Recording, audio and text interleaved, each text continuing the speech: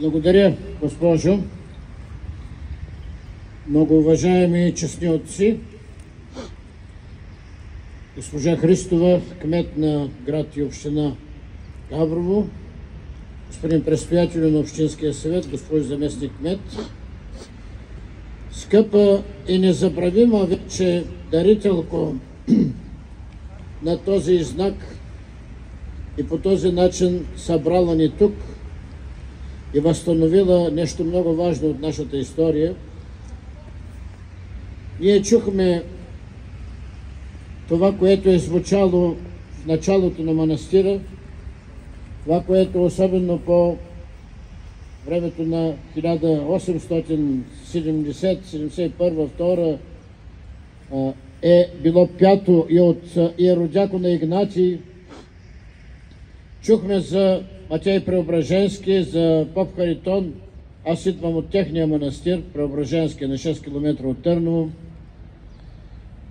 За много други хубави неща, които не бяха прочетени тук, които ни бяха изтъкнати, припомнени. Но трябва и да не забравяме и поуката от всичко това.